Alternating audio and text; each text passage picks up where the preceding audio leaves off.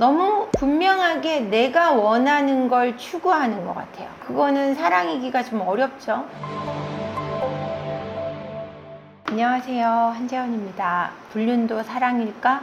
이 질문 제가 가끔 듣습니다. 제가 그러죠. 아닙니다 라고 얘기하죠. 어떤 분은 남편이 진짜 그 여자한테 갔다, 찐사랑이다 이렇게 얘기하기도 해요. 가서 그 여자랑 결혼까지 했으면 찐사랑이다 뭐 이렇게 얘기하죠.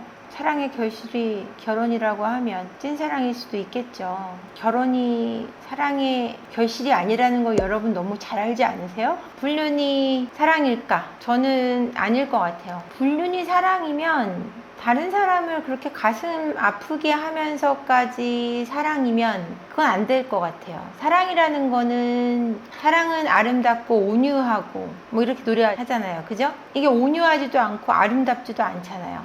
여러분들이 정말 사랑한다는 건 어떤 의미세요? 저는 사랑한다는 게 어떤 거냐면 함께 있어주는 게 저는 시간의 의미가 사랑이거든요. 그리고 스킨십이 사랑이고, 저는 그렇게 1과 2가 나뉘는데 여러분의 사랑은 어떤 색깔을 갖고 계세요? 그러니까 상대방이 원하는 걸 줄 줄 아는 힘을 가진 게 사랑인 것 같아요. 사람들은 보통 내가 원하는 걸 가지는 게 사랑이라고 생각을 하시더라고요. 불륜은 너무 분명하게 내가 원하는 걸 추구하는 것 같아요. 그거는 사랑이기가 좀 어렵죠. 내가 원하는 게 되지 않으면 끝나는 관계, 사랑이기가 어렵죠. 적정함이 있어야 될 것 같아요. 사랑은 내가 줄 수 있는 만큼과 내가 받고자 하는 힘도 있어야 되고요. 무조건 주기만 하는 건 사랑일 수 없어요. 내 남편이 계속해서 건너뛰는 사랑을 해, 메뚜기처럼 떳떳해야 되고 숨어서 하지 않을 것이고, 남들이 볼 때도 아름다워야겠죠. 남들이 볼 때 아름답지 않죠. 그게 갑자기 부부의 세계가 생각나네요. 사랑이 죄는 아니잖아.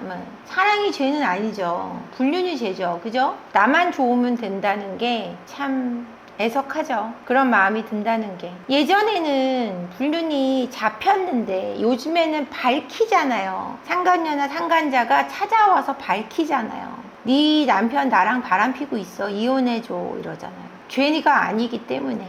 옛날에는 감옥에 들어가니까 그렇게 못했는데 지금은 죄가 아니잖아. 너는 그냥 자리만 지키고 있는 거야. 내가 사랑하는 사람이야. 네가 누리고 있는 거 내 거야 이러고 찾아오시잖아요.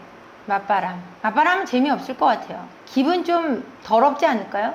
계획된 바람이잖아요. 맞바람은 내가 계획해서 육체적인 외도를 저지르는 거잖아요. 정신적인 게 거의 들어가지 않는 그런 거는 기분이 별로 좋을 것 같지 않아요. 정서적인 부분을 완전히 무너뜨리는 부분이 아닐까, 스스로를.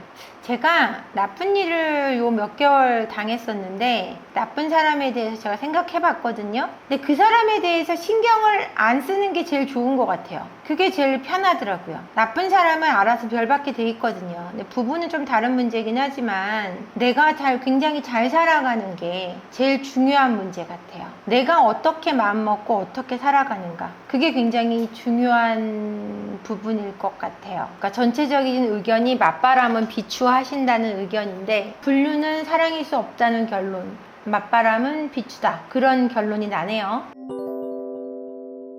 제가 타 유튜브 방송에 가서 모 회장님의 어떤 그 편지에 대한 해석을 한 적이 있어요. 그분이 이제 편지를 보내서 뭐라고 얘기를 했냐면, 내가 정말 사랑하는 사람을 만났다 이런 표현을 했단 말이에요. 그 표현이 뭐냐면 본인의 어떤 잘못을 굉장히 깊은 사랑이라는 것에 접목시켜서 정당화하는 표현이었단 말이에요. 그 부분이 참 아쉽죠. 분명한, 예전 같았으면은 그게 한국에서는 법적인 부분으로 다뤄졌을 부분이 불법이 아닌 걸로 박혔기 때문에, 변화됐기 때문에 할 수 있는 행동이잖아요. 예전 같으면 이제 감옥 갔을 일인데, 그러니까 정말로 나는 위로받을 수 있는 사람이 생겼다라는 발표를 통해서 자신의 행동을 정당화시킴으로 해서 자신이 나쁜 행동을 했다는 거를 묻었죠. 그 부분이 좀 많이 아쉬워요. 자기가 잘못했다 이런 게 아니라 정말 진실로 위로받는 사람이 생겼다, 이런 발표였다는 게 좀 아쉬워요. 첫 발표가. 저는 그 부분이 가장 마음이 안 좋습니다.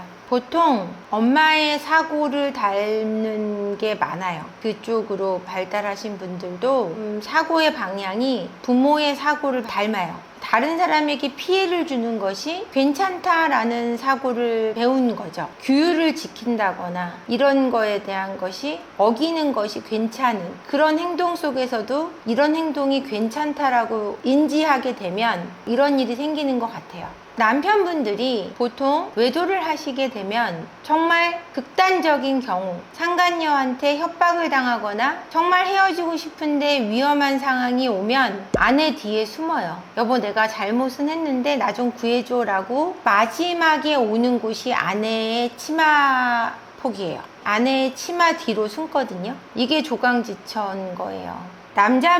남자분들의 사고가 나하고 아이를 동등한 선에 놓는 분들이 있어요. 그러니까 자라나지 못한 거죠. 아이가 우선되는 사고가 아니라 내가 우선되는 거예요. 나보다 유약한 내 아이를 보호해야 되는 나가 아니라 나나 아이나 비슷한 선상에 있는 거죠. 내가 우선시 되는 거죠.